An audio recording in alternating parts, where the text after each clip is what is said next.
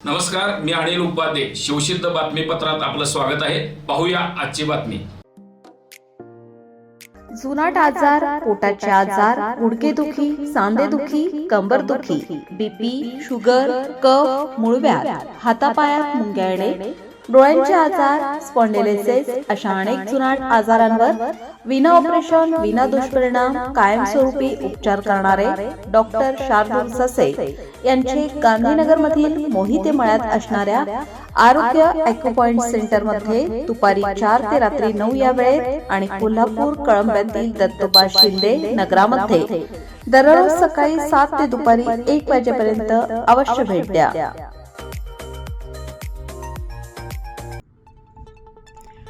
राजू शेट्टी यांना जात, धर्म, पंथ यामध्ये अडकवू नका. ते शेतकऱ्यांचे नेते आहेत.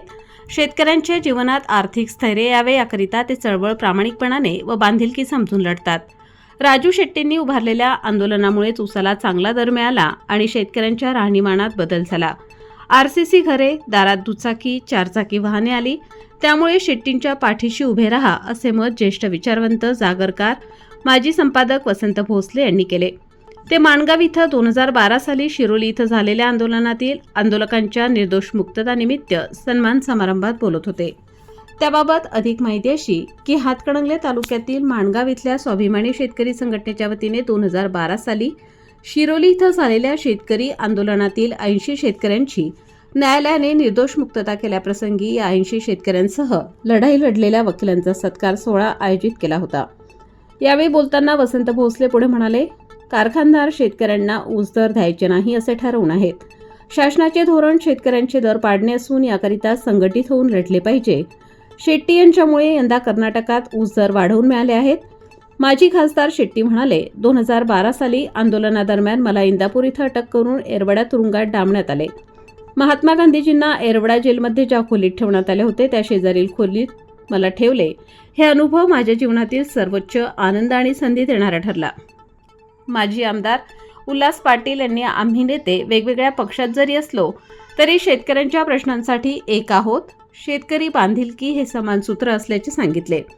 भगवान काटे यांनी आंदोलनाला आणि गुन्ह्याला आम्ही भीत नाही, आमचं निम्म आयुष्य कोर्टात तारखेला गेले आहे असे सांगत 2012 साली झालेल्या कारवाईत पोलीस कोठडीत अनेक किस्से त्यांनी सांगितले. निर्दोष मुक्तता झालेल्या 80 कार्यकर्ते व त्यांच्या जमीनदारांचे न्यायालयात विनामूल्य बाजू मांडलेले विधिज्ञ ब्रिजेश शास्त्री, श्रेणिक चौगुले, वृषाली देसाई यांचा सन्मान माणगाव स्वाभिमानी संघटना यांच्या वतीने करण्यात आला.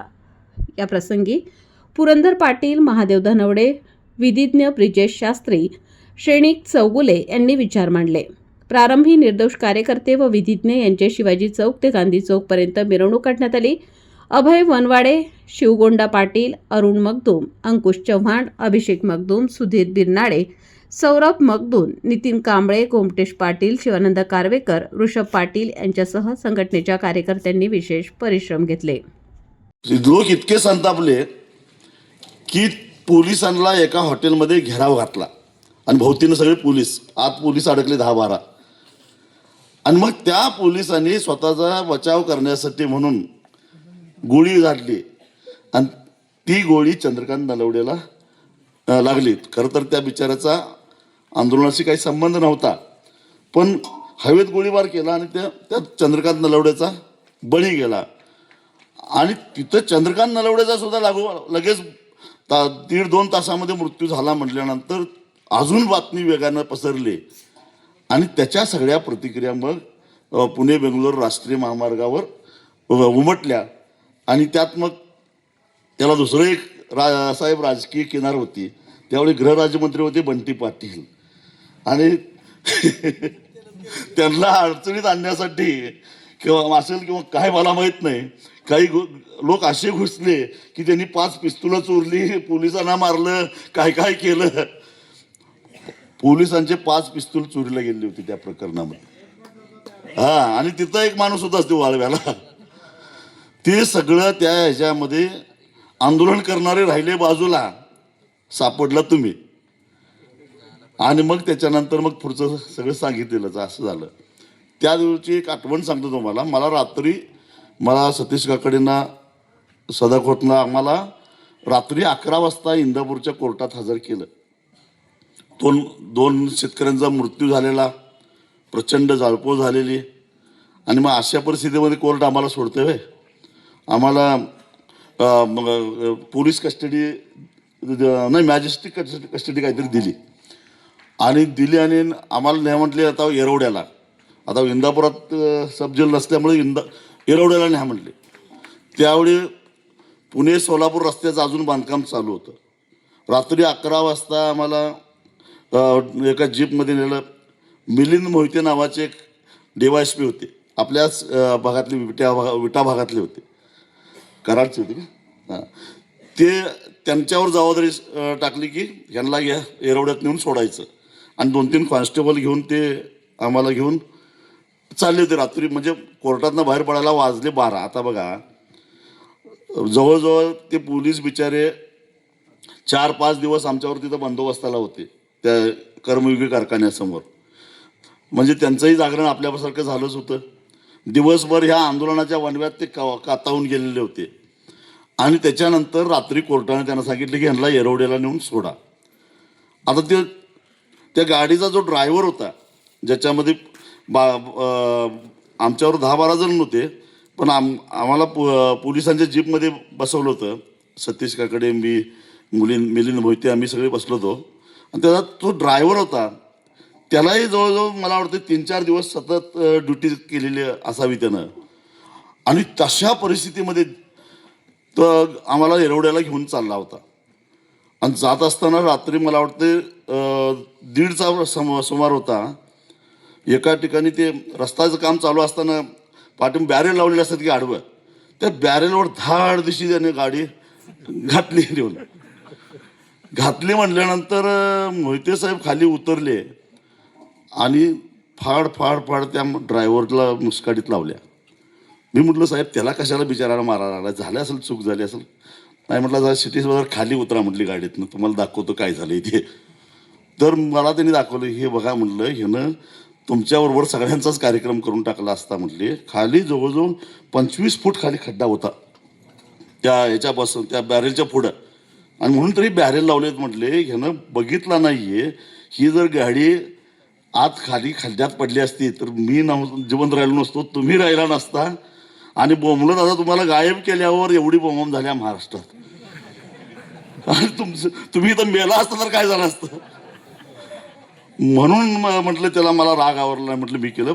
त्या बिचाऱ्याने, मिलिंद मोहितेने मग काय केलं, त्या ड्रायव्हरला म्हटलं, बाबा तू जा पाठीमागे जाऊन झोप जा.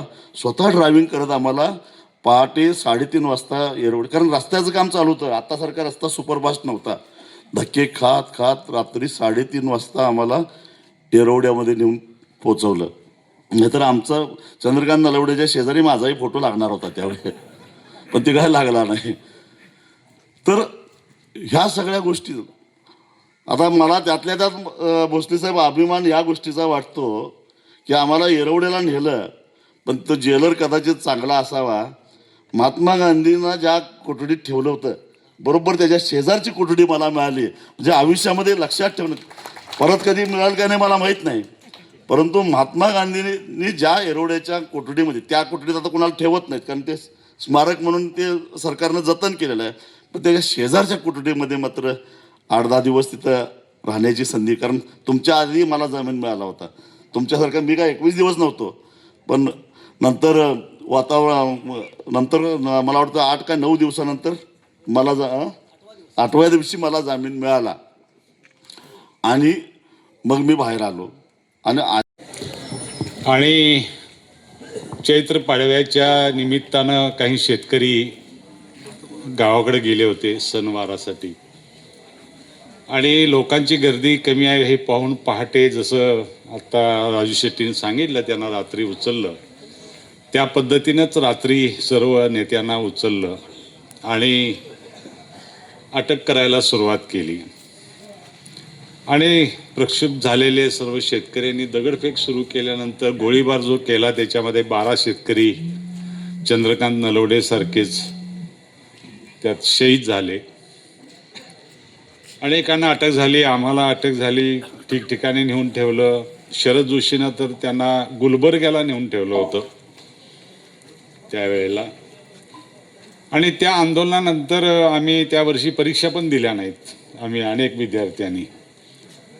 ते वर्ष आमचं तसंच राहिलं आणि पुढच्या वर्षी मग त्या परीक्षा दिल्या, AT-KT मिळाली आम्हाला.